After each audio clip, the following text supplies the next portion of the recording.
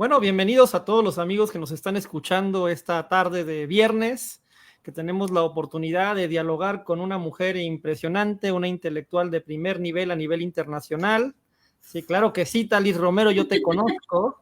Sí, que no por ser joven deja de ser una mujer muy brillante, a la cual hemos invitado el día de hoy, pues para hablar o retomar una plática que ya habíamos empezado desde el año pasado, respecto de todo lo que implica lo que Talis bien se identifica en la leyenda que la identifica en este momento, que es rescatar la identidad, ¿no? El concepto de identidad en el siglo XXI, en los tiempos de la batalla cultural.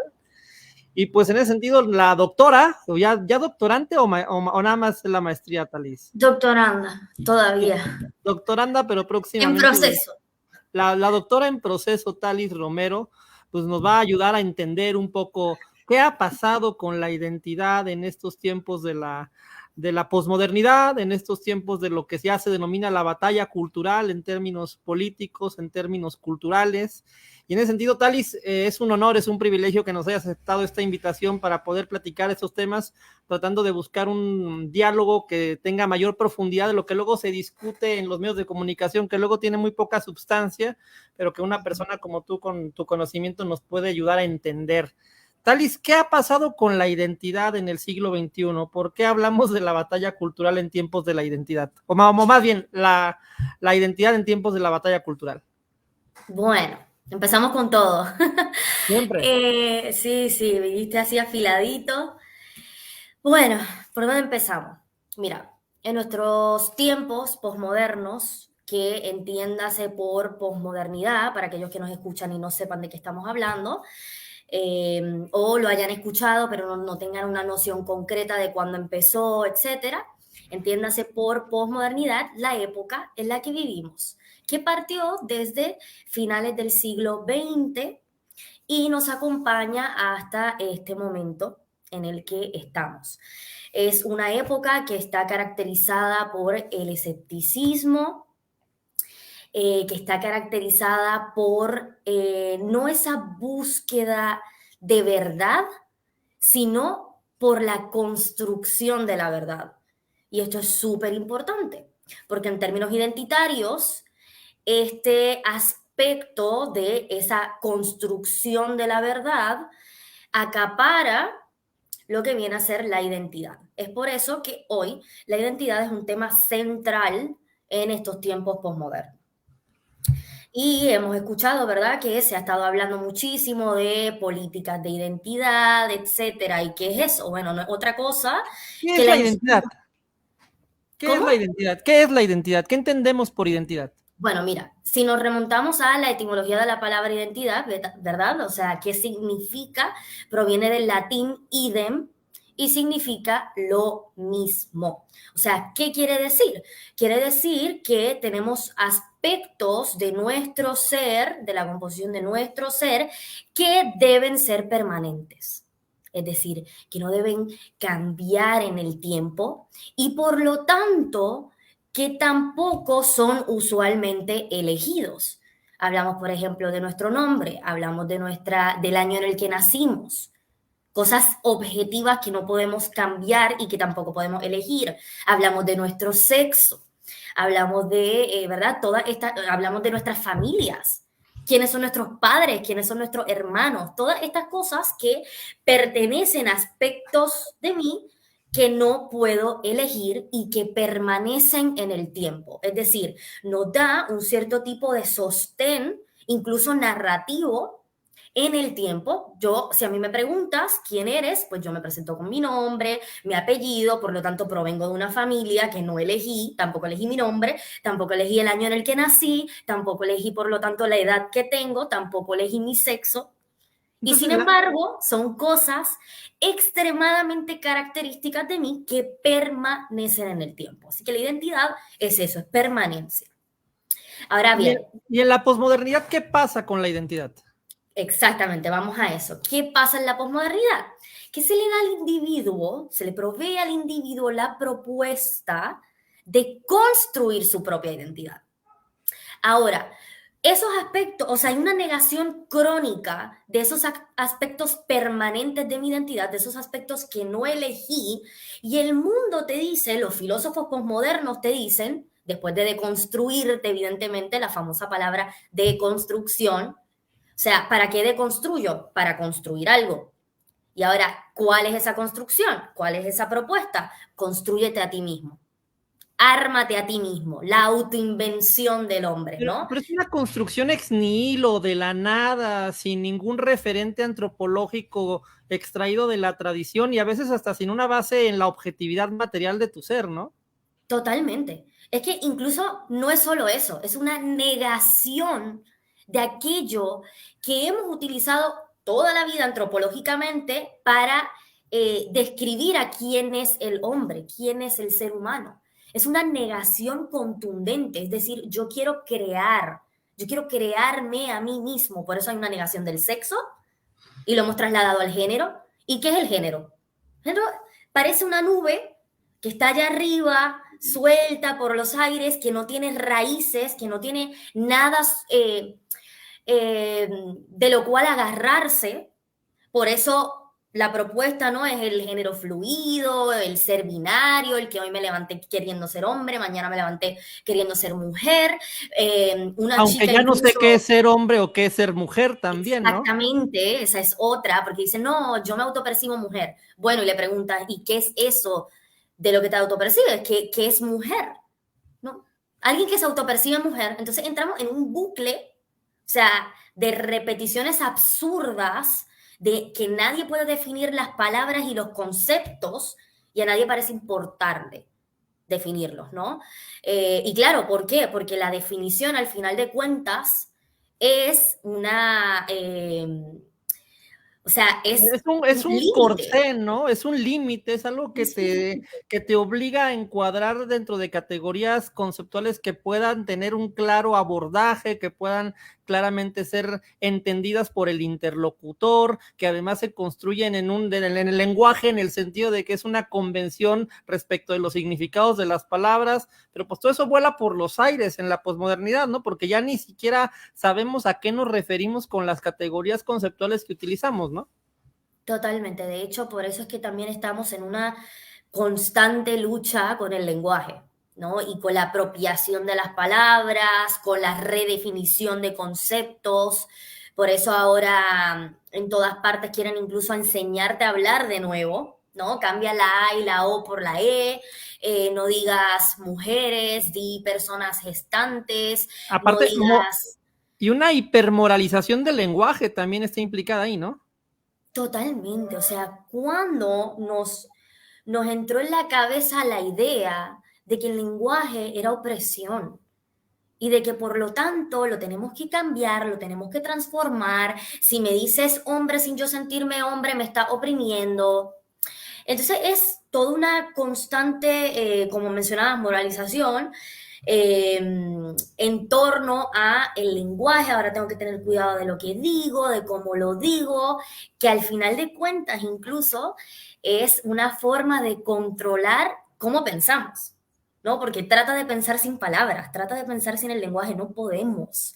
Entonces, claro. Y las palabras que nos imponen van condicionando el sentido común y la lógica que vamos a utilizar al momento de pensar, ¿no? Totalmente, incluso no solamente va condicionando la forma en la que pensamos y la lógica que utilizamos y cómo nos proyectamos al mundo, o sea, nuestra acción está controlada por precisamente el lenguaje, ¿no? Y ese cambio de palabras, cómo yo me muevo en el mundo, cómo yo dirijo mi acción, está condicionada por cómo yo veo, cómo utilizo las palabras y cómo las conceptualizo. Pero eso es un punto. Y otro de los puntos eh, que quiero traer a colación en cuanto al lenguaje es que puede transformar la forma en la que nosotros opinamos de muchos aspectos, ¿no? Y no solo de muchos aspectos, sino de qué entendemos por el bien y qué entendemos por el mal. Y acá un ejemplo muy claro que me viene a la mente de esto es en torno al aborto. ¿no? Y ahora nadie le dice aborto en ninguna parte, ni en los medios de comunicación, ni en ninguna parte, ni en redes sociales, obviamente, de nuestros adversarios, nadie le llama eh, aborto, sino que le llaman interrupción del embarazo. Y claro, eso es un completo cambio de la forma en la que utilizamos las palabras para manipular lo que una persona cree que está bien y que está mal. Porque, por ejemplo, si yo le digo a una persona, tú estás a favor del aborto, que no es otra cosa que el asesinato de un niño en gestación, el asesinato violento incluso de un niño en gestación. ¿Estás de acuerdo con que se maten a inocentes? El 100% yo creo que de las personas, vamos a dejar un margen, el 99,9% de las personas va a decir que está mal. Pero si yo luego reconceptualizo esa pregunta con otras palabras y voy y le pregunto, oiga, ¿usted cree que está bien la interrupción voluntaria del embarazo? Pero Ya en la base, persona, aquí no, aquí sigo, pero la cámara me falla, pero creo que me sí, sí, escuchas. sí, Sí, te escucho perfecto. y en ese sentido de la reconceptualización de las palabras como una forma de cambiar la moralidad, pues hay una manipulación política permanente por parte de yo creo que esto viene de la izquierda progresista y woke, ¿no? Muy particularmente, pero que además aprovechan este contexto posmoderno de las redes sociales para potenciar toda la capacidad que tienen para deconstruir el lenguaje en términos generales y manipular a las masas, ¿no? Es una cosa terrible. Completamente. Al final de cuentas es eso, es una manipulación de masas de unos tontos, lamentablemente, hay que llamarlo así, Los que idiotas. unos cuantos idiotas que no se han dado cuenta de que obviamente el cambio de palabras cambia la forma en la que pensamos y por lo tanto la forma en la que accionamos. Y así como Colonizan el lenguaje, bueno, más bien colonizan ideológicamente el pensamiento a través de la manipulación del lenguaje, ¿no? así es, así es. Y bueno, luego utilizan un montón de instrumentos políticos más, entre estos el que más nos compete, ¿verdad?, el día de hoy, que es el de la identidad. O sea, la identidad ha sido instrumentalizada políticamente. Y mira qué curioso esto, porque es que a mí, de verdad que me pongo a pensar en esto y digo, no me cabe en la cabeza cosa igual. O sea, en la historia de la humanidad y de las luchas humanitarias, etcétera, por llamarlo de alguna manera, se ha pretendido, en términos identitarios, luchar porque aspectos accidentales, diría Aristóteles, ¿no? Aspectos que yo no elegí de mi identidad, que éramos los que mencionábamos anteriormente, no importaran en términos políticos. Es decir, que se luchó para que no importara que fueses negro, o sea, que no importara tu raza en términos políticos. Se luchó para que no importara tu sexo en términos políticos, que fueses mujer o hombre. Se luchó porque no importase tu nacionalidad en términos políticos para ser tratado igual ante la ley, etcétera, etcétera, etcétera, ¿no? Sigo Y aquí, solo luego, me dejó la cámara un poco, pero ya la estoy conectando, pero te escucho, te escucho. dale, dale, no hay problema. Estamos en vivo. Estamos en vivo, pero pues bueno, eh, lo bueno es que lo importante en este diálogo son las ideas y las palabras, y aparte, pues el tema de así la es. imagen, pues siempre es mucho más apreciable en la imagen a cuadro ver a Tali Romero que a tu servidor, entonces muchas gracias por soportar la atención. Ay, basta. Bueno, entonces, ¿qué decía? Que después yo me pierdo muy rápido. Ah, ok. Se luchó porque no importaran ninguno de estos aspectos identitarios. ¿Para qué? Para tener una verdadera igualdad. Porque Es la claro, nos llenamos igualdad la en boca dignidad y hoy, ante la ley, ¿no? por supuesto. O sea, se llenan la boca hoy hablando de igualdad, igualdad, igualdad y nadie te quiere decir lo que es y ante qué, ¿no? Entonces, yo creo que es importantísimo que reivindiquemos la verdadera igualdad que es ante la ley. Yo ser tratada exactamente igual que cualquier otro ante la ley. Esa es la única igualdad posible. ¿Por qué? Porque no somos iguales. Y no deberíamos querer ser iguales, ¿no? O Es sea, que ahí es está la riqueza irracional de querer cada ser uno. iguales. Es que ¿Cómo? es irracional querer ser iguales como Es sinónimo de idénticos. exactamente, es completamente imposible, ¿no? Entonces, bueno, nada, recapitulando. hablábamos de que, ¿verdad? Se luchó porque ninguno de estos aspectos identitarios importase en términos políticos para ser tratado de una determinada manera ante la política, ¿no? Entonces, ¿qué sucede? Que hoy hay un retroceso increíble en estos términos. Y hoy los grupos feministas quieren que importe que sea mujer para ser tratada políticamente. Hoy los grupos de LGBTQ+, no sé qué, quieren que importe el sexo o el género para ser tratada políticamente o tratado. Hoy, sí, perfecto. Ya volví. Regresamos. Hoy quieren que importe tu raza para ser tratado políticamente. O sea, hoy estamos completamente retrocediendo de unos avances que tomaron siglos y parece que a nadie le importa. O sea, como que nadie se da cuenta, ¿no? O sea, y los que se dan cuenta, obviamente, creen que están solos. Y ese es el problema. Que creemos que somos muy poquititos. ¿Por qué? Porque a todos estos que hacen un montón de ruido, pero en realidad son los pocos, están acaparando absolutamente todo. Están acaparando los medios de comunicación, están acaparando las redes sociales incluso, porque a nosotros nos basta con subir algún comentario de lo que sea y nos bajan nuestros canales. También me cerraron TikTok permanentemente, ya ni me dieron ganas de abrirlo de nuevo. O sea, porque subí un video sobre el aborto. Entonces, estamos sin darnos cuenta o dándonos cuenta también un poco, pero no haciendo quizás algo al respecto, viviendo en una de las épocas más totalitarias, me atrevería a decir. O sea, estamos ya incluso llegando a un punto en el que casi que ni podemos pensar por nosotros mismos, sin ser intervenidos. Y eso es peligrosísimo. No sé si te enteraste de una señora, no recuerdo ahora en qué país era, que estaba simplemente parada frente a una clínica de abortos, así. En el Reino Unido, que le presumieron que estaba rezando en silencio, ¿no? Es una verdadera locura, ¿no? Es O sea, regresar a la Inquisición. ¿hasta dónde ha llegado? De los policías preguntarle a esa señora, señora, usted está rezando en su mente. Usted está orando en su mente. Como que, ¿entienden el punto al que estamos llegando? De querer controlar lo que pensamos, nuestra libertad religiosa, nuestra libertad de pensamiento. O sea, y eso ya era grotesco, ¿no? Es grotesco que esa policía se acercara y le dijera eso. Pero más grotesco yo creo que es aún que no nos demos cuenta que cuando nos cambian el lenguaje, que con todas estas cosas tan minuciosas que están tratando de hacer, nos van cambiando el pensamiento. Eso es más peligroso aún, me parece. O sea, todas esas fuerzas que hay detrás, de las que no nos vamos dando cuenta y que vamos asumiendo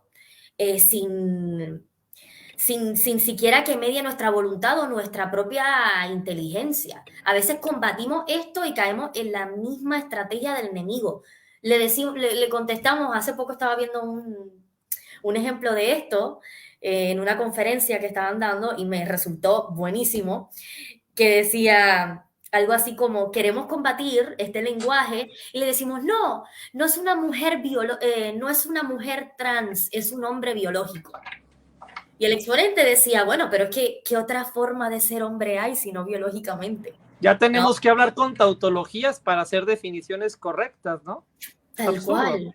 Es absurdo. No es una mujer trans, es un hombre, punto. Pero eso nos lleva, yo creo que al tema de este live, que es la batalla cultural, ¿no? O sea, dado que se ha problematizado todo el campo de la cultura, los conceptos, el lenguaje, los símbolos, ¿no? Las referencias institucionales, pues resulta que ya todo está politizado y esa politización pues da lugar a un conflicto, ¿no? Y este conflicto pues te lleva a la famosa batalla cultural, ¿no? ¿Cómo le hacemos para poder mantener cierto orden en el espacio de convivencia que tenemos sin que todo se vuelva una anarquía completamente nihilista, carente de significados compartidos, que termina por diluir toda nuestra antropología, ¿no? Sí, tal cual. Mira, yo creo que esto es algo que venimos arrastrando. Evidentemente estas cosas no aparecen así porque sí, y las ideas tienen consecuencias, ¿no? Entonces, von Mises. ¿Cómo? Eso lo dijo von Mises. tal cual. Y claro, yo creo que esto es algo que venimos arrastrando ya desde la modernidad incluso, es esta idea de que el hombre pasa a ser el centro del universo, el antropocentrismo, ¿no? La idea de que el hombre ha desplazado a Dios del centro del universo y por lo tanto, ¿qué El hombre implica? como la medida de todas las cosas. Exactamente. Y esto tiene unas implicaciones increíbles, ¿por qué? Porque ahora el hombre es el encargado de la cultura, de los valores, es el hacedor de sí mismo, ¿no? El hombre ya no es criatura, el hombre es creador. Y entonces esa idea tiene evidentemente unas repercusiones increíbles tanto en la identidad como en todo lo que compone nuestras sociedades, porque no estamos hablando de que existe solo una identidad intrínseca, una identidad interna, es que también esa identidad es proyectada externamente, esa identidad es proyectada en un mundo, esa identidad es proyectada con unos otros, en Hacia los coexistencia demás, ¿no? hacia los demás, Y exactamente, eso, porque no estamos solos. eso te lleva a la política necesariamente, ¿no? Exactamente, de ahí toda esta idea, ¿verdad? Obviamente tan sabia de Aristóteles de que somos animales políticos, de que somos animales sociales y de la implicación que eso tiene, de la participación que se supone que acompaña nuestra vida social. Porque es que el hecho de que somos animales políticos, que implica no es solo que vivimos en sociedad, es que tenemos una responsabilidad política, porque al final de cuentas, la política es la que rige las normas de convivencia a las que me voy a tener que someter. O sea, yo puede que quiera ser así. No voy a Pero, participar en eso, la política es y no sucia. solo, no solo las normas, también las referencias culturales, el universo simbólico, el lenguaje, todo, literalmente todo el mundo de la cultura, ¿no? Todo lo que nos rodea, que empieza a estar problematizado porque pues, cada persona quiere proyectar su individualidad o su idea subjetiva de sí mismo hacia los demás para redefinir el mundo y pues todo esto choca, ¿no? O sea, la subjetividad de todos choca con la de los demás. Totalmente. Y esto es algo único. O sea, yo quiero que tengamos en cuenta eso. Mira, la tesis, de hecho, del libro de Agustín Laje de Generación Idiota, yo creo que plantea, o sea, presenta esto de una manera muy clara y muy contundente. O sea, el hecho de que, por ejemplo, ¿verdad? Las sociedades premodernas, estas sociedades clásicas, la Grecia antigua, transportémonos, ¿no? A estas sociedades en las que vivían los filósofos clásicos, Aristóteles, Platón, ¿no? Y todo lo que englobaba estas discusiones en la polis, ¿no? O sea, ¿dónde se iban a discutir los temas comunes, los temas políticos, lo que debía competir a todos? En la polis, ¿no? Y los griegos consideraban idiotas, tontos, a aquellas personas que no participaban en la polis. Porque decían, ¿cómo no le va a importar que allá donde se deciden las cosas, allá donde se deciden las normas, allá donde se deciden las leyes, donde se decide cómo vas a vivir en sociedad y tu vida, o sea, allá donde se decide aquello que Porque te ellos impacta? piensan que pueden vivir abstraídos del mundo, ¿no? O sea, Exactamente. que su Y mundo termina en antes, ellos mismos. totalmente, y antes para estos idiotas premodernos, ¿no? Esos idiotas premodernos no le hacían daño a nadie. Porque, bueno, de última le hacían daño a sí mismos, porque se quedaban encerrados en sus cuatro paredes, en su casa, sin salir a la polis y discutir de aquello que les iba a impactar en sus vidas y en la forma en la que accionaban en el mundo, la forma en la que se dirigían, ¿no?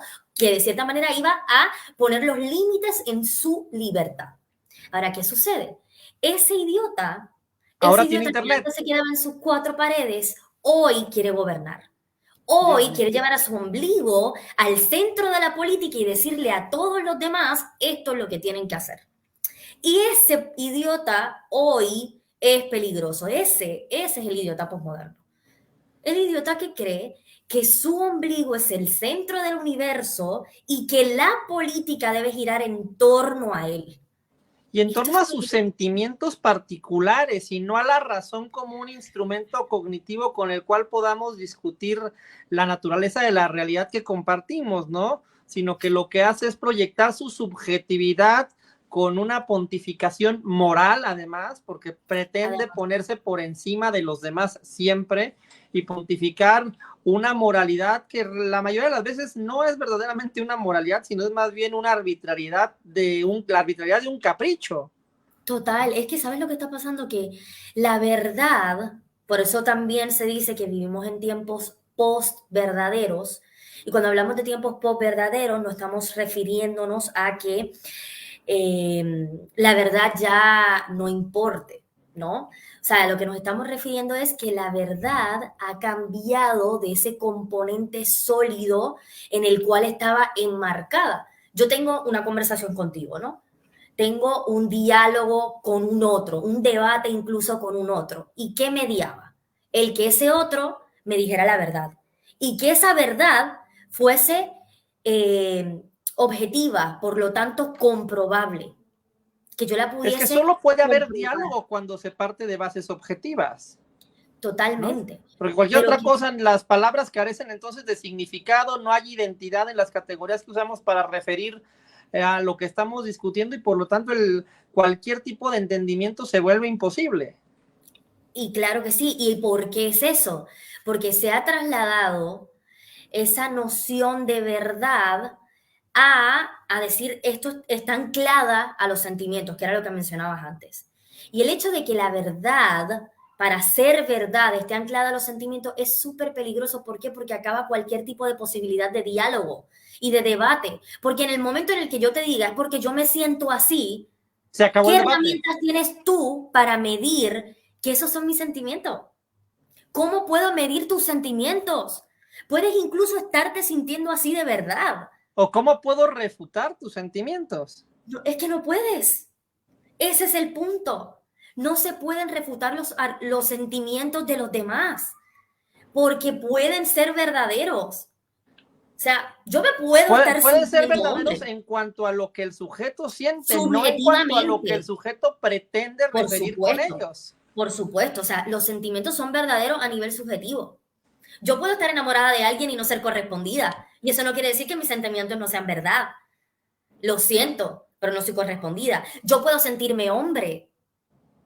Y es verdad que me siento hombre, pero no me hace hombre. O que yo ¿No? tengo una Entonces, idea en la cabeza respecto de que creo que me siento como algo que es un hombre, aunque realmente pues jamás podría saber qué se siente ser hombre porque no lo eres. Digo, o sea, totalmente. la idea la tienes en la cabeza, pero de ahí a que trates de proyectarla o externar en la realidad como además algo que todos los demás tienen que asumir como parte de su mundo, pues es absurdo e irracional. Exactamente. Pero ¿qué pasa? Que ese es el criterio que se está utilizando para medir la verdad hoy. Yo no sé si has visto, por ejemplo, está súper interesante, que mal que no lo tengo, que lo podamos proyectar, una entrevista es como un podcast y hay un chico con como 8 chicas. Entonces le empieza a preguntar qué es una mujer, ¿no? El gran tema. Y le dice, ¿qué es una mujer? Y ella, no, una mujer es alguien que se autopercibe una mujer. No puedo responder. No. Y el Porque otro les le da dice, miedo enfrentarse a la Inquisición woke. totalmente, pero mira esto, qué interesante, viene una de las chicas, la tercera en contestar, y le dice, yo sé por dónde tú vienes, yo sé lo que tú quieres hacer.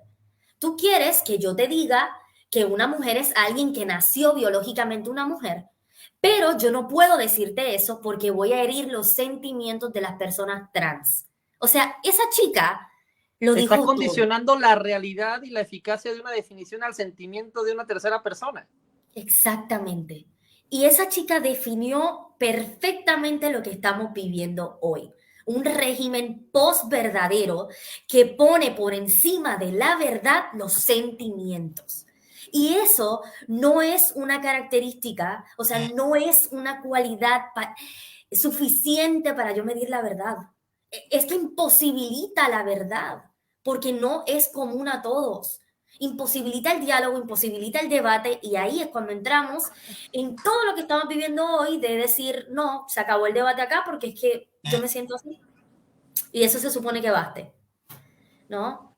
No, pues es que es una locura porque eso solo es eso es solo una forma de exacerbar y multiplicar conflictos por doquier, ¿no? Porque naturalmente si ya no hay una capacidad para llegar a un acuerdo sobre lo que es la verdad, pues naturalmente va a haber conflictos en todas partes que no van a tener que ver con que verdaderamente haya algún conflicto de fondo, un conflicto de intereses o de apreciación intelectual, sino simplemente de que el lenguaje ha perdido su función como el instrumento a través del cual lidiamos o acordamos lo que estamos percibiendo, ¿no? O sea, la capacidad que el lenguaje antes tenía para construirnos en nuestro sentido, bueno, en nuestra cabeza, un sentido común, ha dejado de tener vigencia. Y esto mucho tiene que ver con las redes sociales y con los nuevos medios de comunicación, ¿no, Talis? Sí, sí, sí, por supuesto. De hecho, estamos bastante atomizados, ¿no? En el sentido de acaparados con un montón de información con la que no sabemos qué hacer. Y esa cantidad de información que nos genera tanta frustración, que nos imposibilita de cierta manera construir nuestras propias opiniones, hace que queramos que los demás construyan las opiniones por nosotros, ¿no? Entonces vemos a un montón de gente, a la masa, digamos, que no se informa con otras cosas que no sean redes sociales o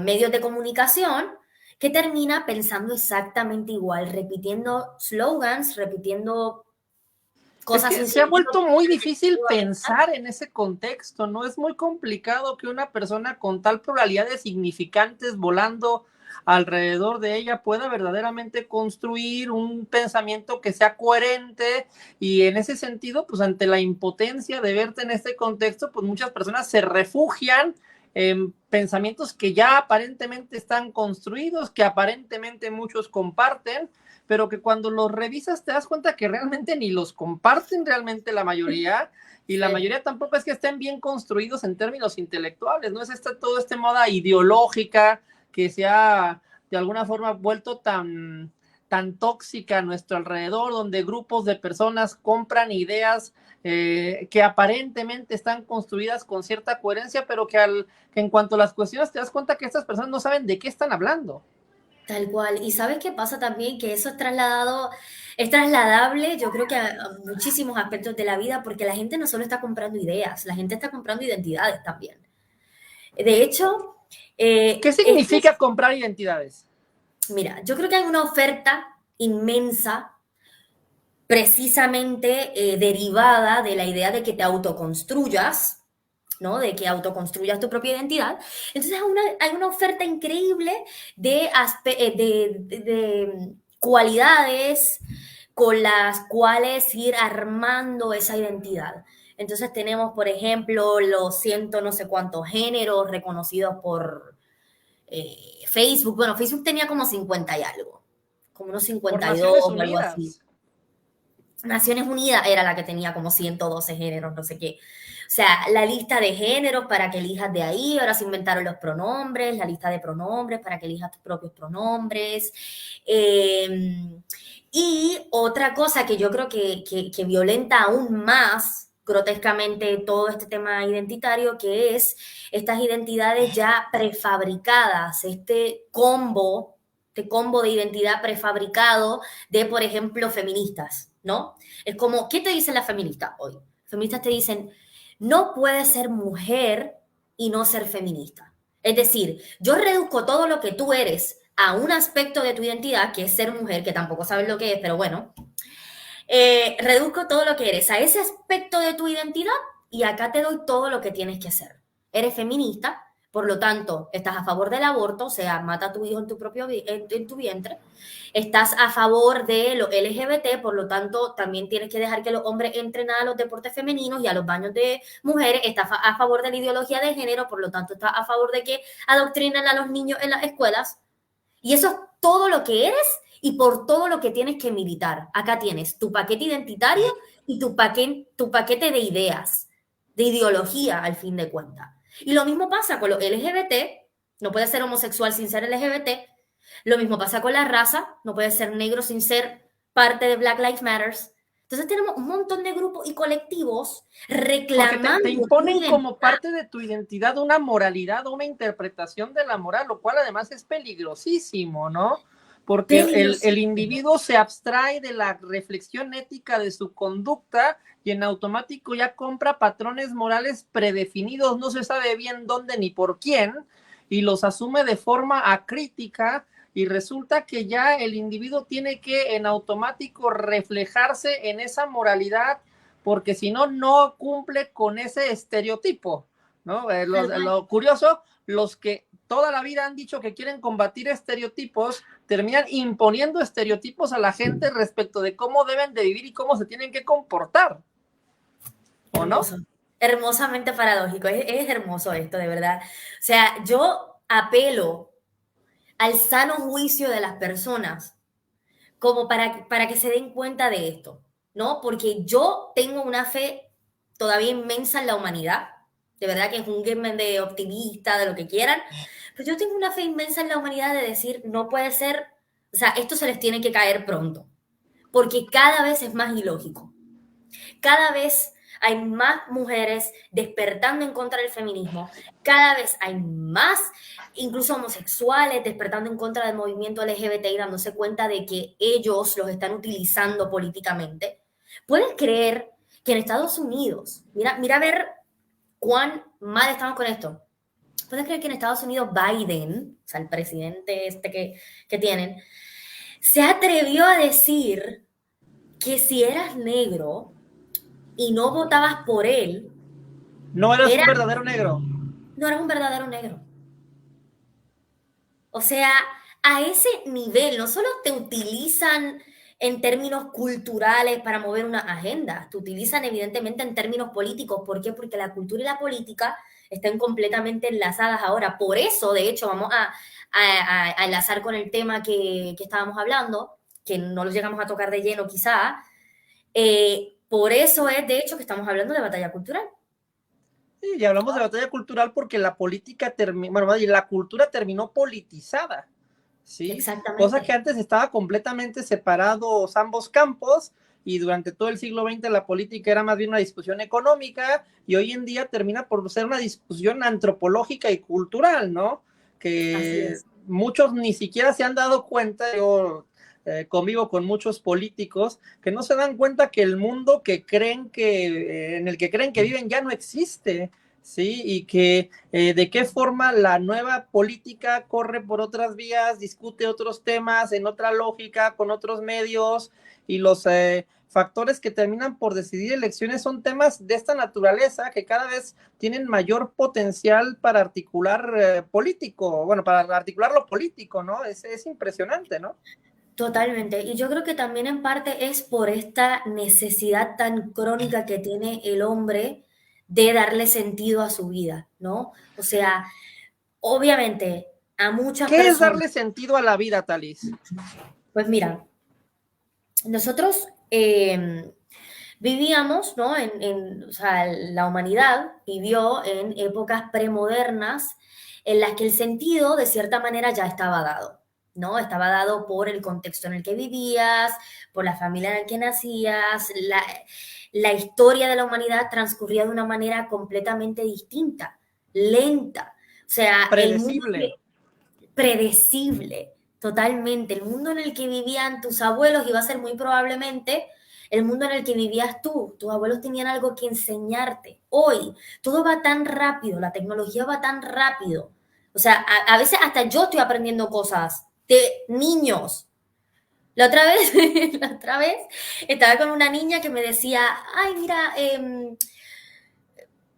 la madre de esta niña me había pedido mi número. Entonces yo le decía, bueno, anótalo, y se lo iba a dictar. Y la niña dice, no, sí, mira, ahora puedes hacer esto. Entró a WhatsApp, puso como un código QR y me dijo, mira, ahora lo puedes escanear. Y su madre escaneó mi número y lo guardó. O sea, así de rápido. Yo que pienso que estoy bastante adelantada con la tecnología y no sé qué, pues ya no sé usar muchas cosas, por lo visto. Entonces, ¿qué sucede? Que en estas sociedades premodernas en las que el sentido de cierta manera estaba dado porque las preguntas existenciales... Pero además yo quería preguntarte, ese sentido además es producto de un proceso evolutivo, ahora sí que a la hayekiana de miles de seres humanos que habían filtrado un proceso cultural a través del cual se construyeron esas nociones que le daban al individuo un entendimiento de su naturaleza, ¿no? Exactamente. O sea, al fin de cuentas, ¿qué estás queriendo decir? Que no hay sentido sin tradición. No Que hay no hay sentido sin sentido tradición. sin tradición, sin ese Porque a lo conocimiento mejor el ser humano no es heredado. capaz de construir el sentido por sí mismo, sino que tiene que construirlo como especie. Tal cual. Y de hecho es que las preguntas más existenciales de la vida están respondidas eh, partiendo de ahí, partiendo de aspectos antropológicos, de preguntas completamente válidas, como por ejemplo, ¿quiénes somos? ¿De dónde venimos? ¿Hacia dónde vamos? ¿Cuál es nuestro propósito en la vida? Todas esas preguntas tenían respuestas claras en sociedades premodernas. Simplemente cayeron en crisis. O sea, decíamos, ¿cuál era nuestro propósito en la vida o hacia dónde nos vamos? Bueno, Pero creemos cayeron en un en Dios, crisis tenemos las preguntas o las respuestas, las respuestas. Dije la porque el pregunta. contexto cambió. Repíteme la pregunta, porfa. ¿Cómo Que es? cayeron en crisis las respuestas porque el contexto cambió, Totalmente. particularmente el contexto tecnológico, creo yo. Sí, sí, sí, totalmente. Es que estaba completamente ligado a eso. Y no solo a eso, cayó no solo por las tecnologías, sino por la idea de que el hombre, apropiándose de la técnica, porque hablamos de tecnología como, como un derivado de la técnica, o sea, la tecnología, el hombre tiene técnica desde que aprendió a hacer fuego, o sea, si me explico, ¿no? La técnica es un saber hacer las cosas. Exactamente. Entonces, ¿qué sucede? Que el hombre, al creer que controlaba completamente la técnica y al creer que con eso transformaba el mundo, creyó a su vez que era el creador, el hacedor de las cosas, que era lo que veníamos diciendo. Caemos en crisis desde la modernidad y decimos, ya Dios no es el centro del universo, el hombre lo es. ¿No? ¿Y qué implicaciones tiene eso en términos del sentido de la vida? Bueno, que el hombre ahora es quien debe darse también a sí mismo el sentido de su vida. Y ha resuelto o ha creído que tiene que dárselo eh, a través de o de la mano de ¿no? estas distintas tecnologías a las que tenemos hoy, ¿no? Que más que estar al servicio del hombre, están volcándose cada vez más A a, el, poner al hombre a su servicio, ¿no? a poner al hombre completamente a su servicio, así es. Entonces tenemos, por ejemplo, eh, propuestas tan drásticas y dramáticas como ya no utilizar la técnica para mejorar algunos aspectos que ya teníamos nosotros. Por ejemplo, ¿qué es un micrófono? ¿No? Es esa proyectar mi voz de una manera mucho más alta, ¿no? O sea, un acompañamiento de la voz para que se me pueda escuchar en un gran público, con una gran persona, es una amplificación de una cualidad que ya poseo naturalmente, ¿no? Pero el hecho ahora, o la propuesta ahora de la mano de la técnica, de la mano de la tecnología, es incrustar ya estas cosas en el hombre. Entonces, por ejemplo, Eso te lleva a la idea del transhumanismo, ¿no? así es, o sea, es que todo esto está completamente conectado. Yo no me quiero salir de tema, pero viste que una Pues cosa, es que el problema es que terminamos discutiendo literalmente el conjunto de nuestra existencia, nuestro mundo, nuestro papel en él y en qué forma pues estamos obligados a dar esta batalla cultural para cuando menos mantener ciertos referentes antropológicos que no sé tú, pero creo que son importantes tanto para nosotros en nuestro rango de edad como para las futuras generaciones que necesitan tener ese patrimonio que heredar, ¿no?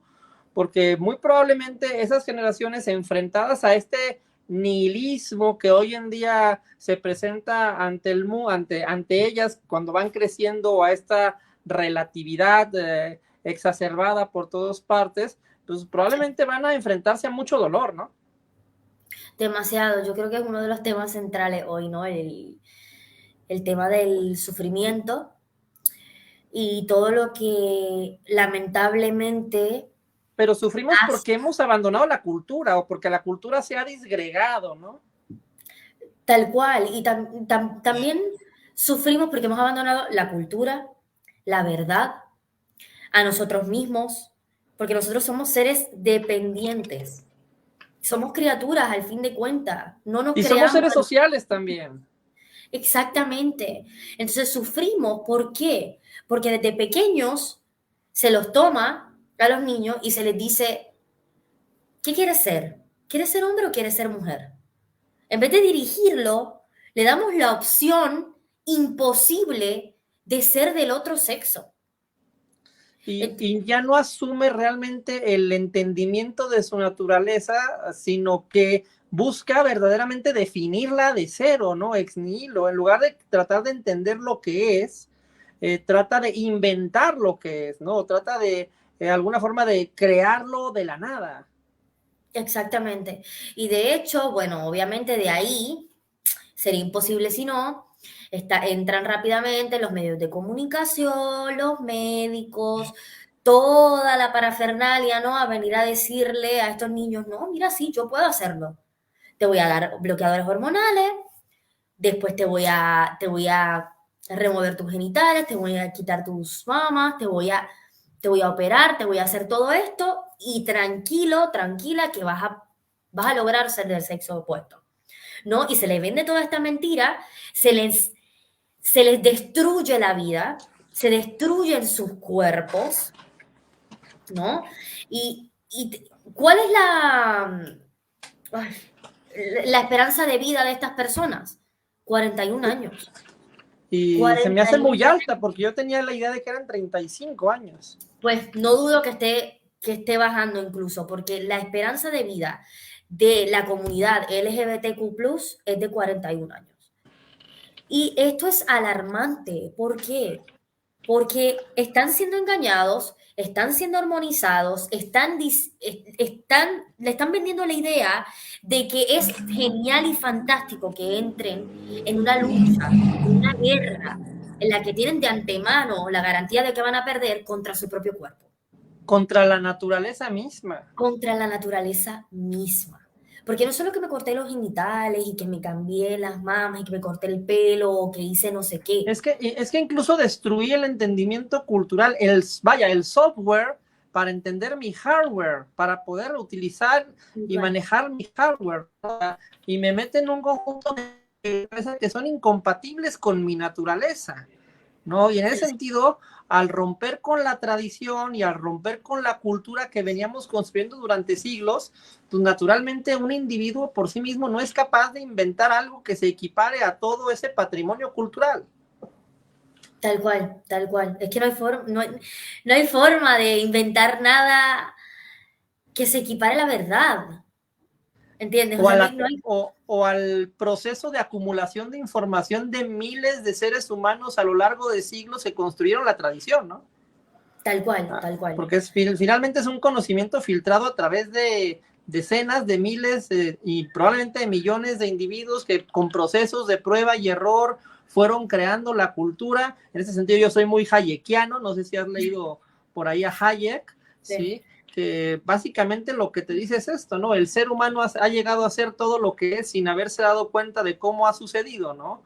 Y en ese sentido pareciera ser que ahora estamos rompiendo con esa tradición y a los que tratamos de defender esa tradición o esa idea de las cosas o esa idea de la función antropológica de la cultura, nos descalifican como conservadores, pero básicamente porque creen que ser conservador es una cosa como ser un atávico irracional incapaz de salir de un dogma, pero realmente lo que estás haciendo es entendiendo cómo funciona una antropología coherente con la naturaleza humana con el ser humano como un animal cultural.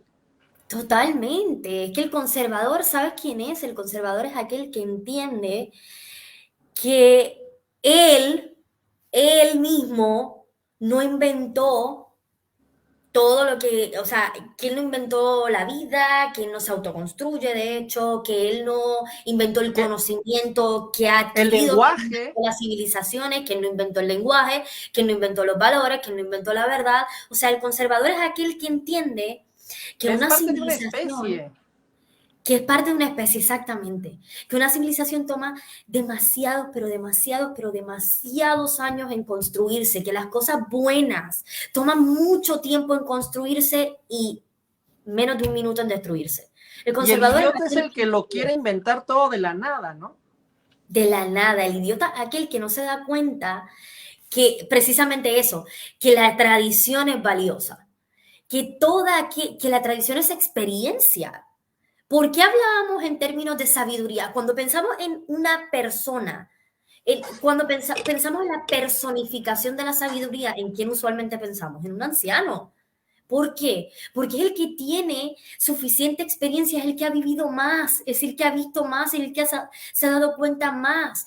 Y esa experiencia en términos históricos, en términos de civilización, es la experiencia de miles y miles y miles de civilizaciones. Es la experiencia de lo que leemos en los libros. Tomar un libro antiguo y leer lo que vivían y lo que pensaban y lo que vieron, yo creo que es una de las cosas más increíble. O sea, a mí me dices, usualmente, si me das la opción de, bueno, tengo 2 libros acá, uno del 2023 y uno del 1800, no sé cuánto, dame el del 1800. O sea, no sé quizás de qué sea el libro, porque tampoco que todos los libros son buenos, pero estoy como más inclinada a leer un libro más viejo porque es esa idea de ese conocimiento que no viví, pero que de cierta manera está reflejado en lo que estoy Y viviendo hoy. aparte, muchos de esos libros han sobrevivido el paso del tiempo. Y al sobrevivir el paso del tiempo significa que alguien se preocupó por mantenerlo guardado, porque lo consideró valioso. Y ahí también hay un valor añadido, ¿no? A partir de que pues, hay libros que no superan la prueba del tiempo porque fundamentalmente no traen alguna reflexión, un conocimiento relevante, simplemente se quedan perdidos en la historia, pero los clásicos regularmente llegan a ser clásicos porque muchos individuos cuidaron ese conocimiento contenido en ese libro a partir de que lo consideraron valioso, ¿no? Sí, sí, sí. De hecho, mira qué locura eso de los clásicos. Y que hay libros tan vigentes. O sea, ¿cómo puede ser que estemos hablando de los filósofos clásicos ahora? O sea, cuando estamos hablando de que vivieron en el siglo IV antes de Cristo y todavía hablamos de ello y todavía están vigentes las cosas que dijeron y la Aristóteles sigue siendo la base del pensamiento occidental. Es muy complicado pensar sin las categorías de Aristóteles. De hecho, yo te diría que es imposible, probablemente. Tal cual. Es que de hecho yo creo que el filósofo más maduro. Pero bueno, ese es otro tema. Pero bueno, regresando a la batalla cultural, Thalys, ¿qué hacemos quienes queremos dar esta batalla respecto de la identidad? ¿Cómo rescatamos la identidad? Que yo sé que es el tema que más te apasiona. ¿Cómo le hacemos para rescatar este concepto que nos está siendo secuestrado en el siglo XXI? Qué pregunta. Yo creo que una de las cosas más importantes que tenemos que hacer en torno a eso es, primero, una verdadera aceptación. Viste que estos otros dicen que si tolerancia, inclusión, diversidad, aceptación, no sé qué. La verdadera aceptación es realmente aceptar todas las características, o sea, todo aquello que no puedes cambiar, lo que veníamos hablando, ¿no?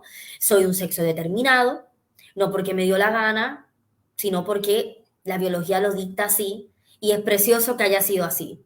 Es precioso que haya nacido así. Tengo una edad determinada, o sea, tengo unas características que permanecen que no debo por qué querer cambiar. O sea, la idea para rescatar la identidad es primero que todo huir de la propuesta imposible de construir absolutamente cualquier aspecto de tu identidad. Y por otro lado, yo creo que debo ir acompañada de una defensa de instituciones que le dan sentido a mi vida y que por lo tanto le dan sentido a aquello que soy. ¿Cuáles son estas instituciones? La familia. La familia le da sentido a mi vida. La familia es ese núcleo básico de la sociedad sin la cual ninguno estaría acá. O sea, agarra a todos los militantes LGBT y tíralo en una isla desierta. De ahí no va a salir sociedad. Y aparte es una estructura sociológica que es muy funcional a las necesidades del ser humano a lo largo de su vida, ¿no? Te ayuda cuando vas llegando y te ayuda cuando te estás yendo. Exactamente. No es reemplazable. No es reemplazable en absoluto. Y además provee un sentido de vida, ¿no? Hablando de lo que, retomando lo que decíamos del hombre en busca de sentido, ¿no? O sea, sí, el tener una familia te da un sentido de largo plazo que va más allá de los caprichos accidentales que luego muchas veces perseguimos por egoísmo, por egocentrismo, por placer momentáneo siempre, pero la familia te da un horizonte de largo plazo que satisface tus necesidades y te da una vida que vale la pena vivir en el largo plazo y no solo por instantes, ¿no? Totalmente, así es. Yo creo que otra de las cosas que tenemos que rescatar es la noción de sabernos criatura, de verdaderamente entender que no nos hemos creado nosotros mismos. Y es que no es difícil darnos cuenta de eso. No es difícil para nada.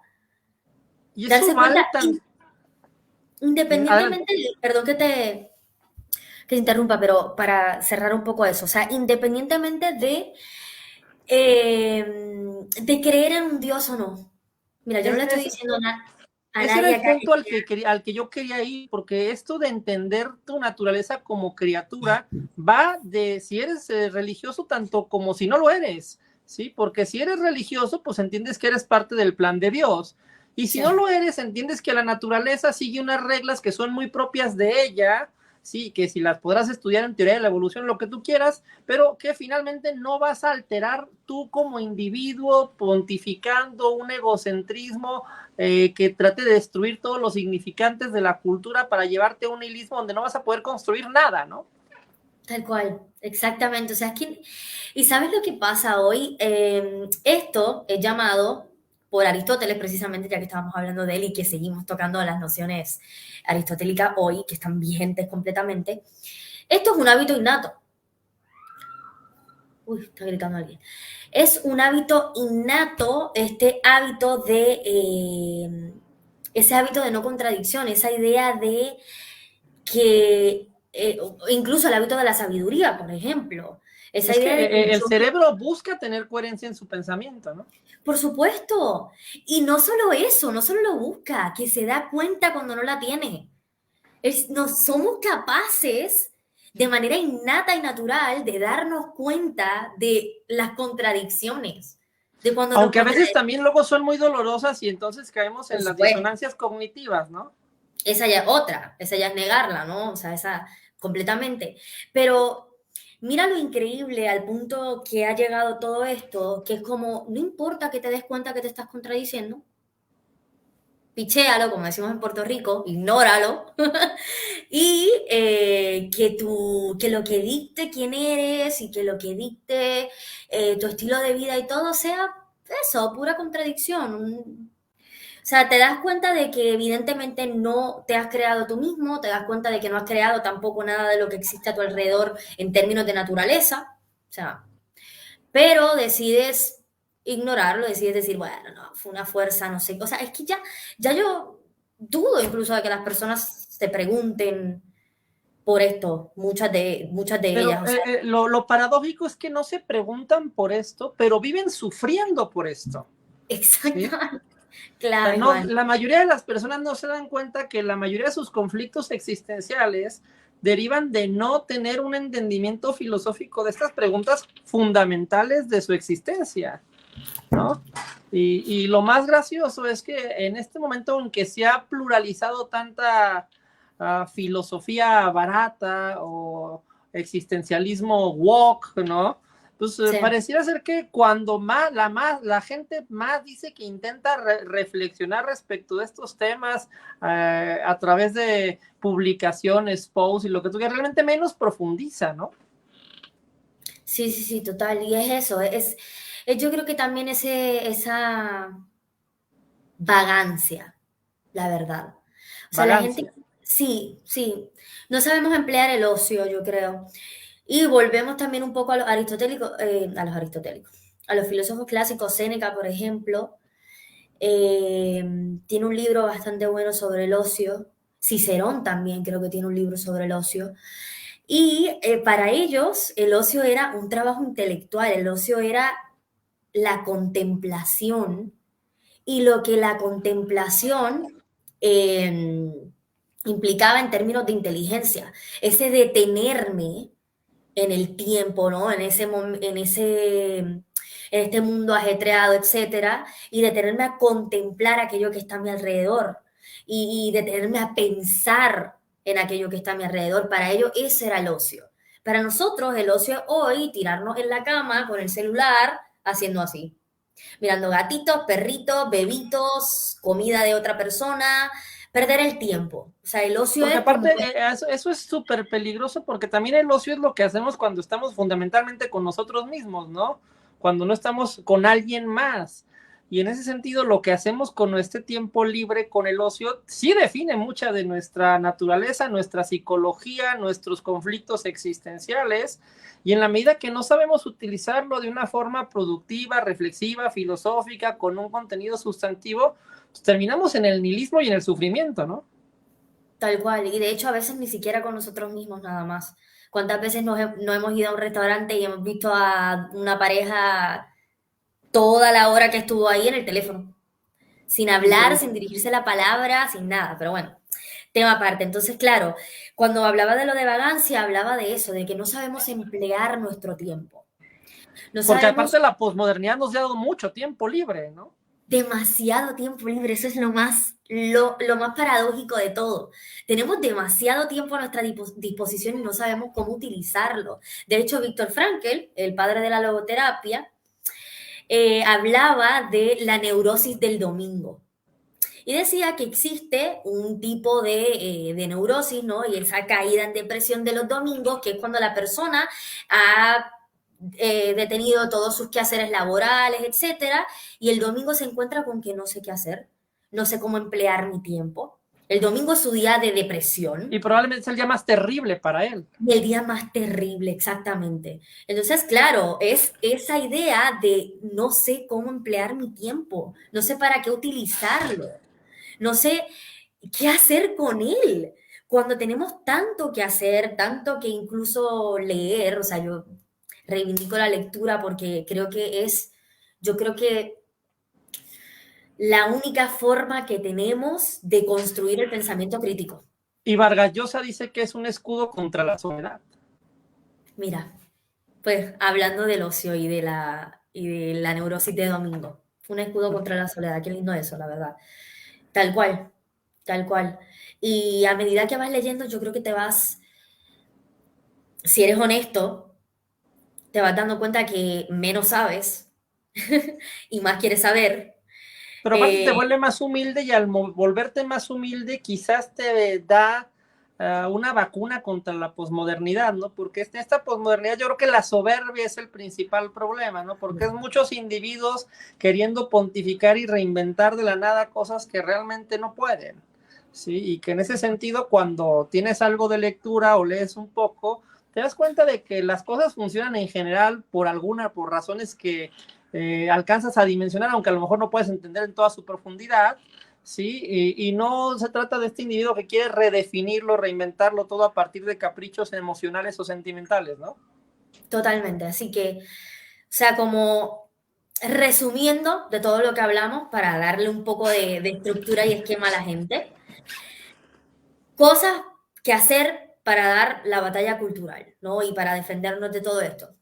Empezamos con lo que terminó. La lectura, hay que leer, hay que desarrollar el pensamiento crítico, hay que cuestionarse las cosas y todo lo que nos dicen, o sea, preguntémonos, no nos quedemos con la idea que nos tiraron, lo que nos dijeron los medios de comunicación, lo que vemos en redes sociales, investiguemos, hay que recuperar la investigación y fundamentalmente se hace a través de la lectura. Eso.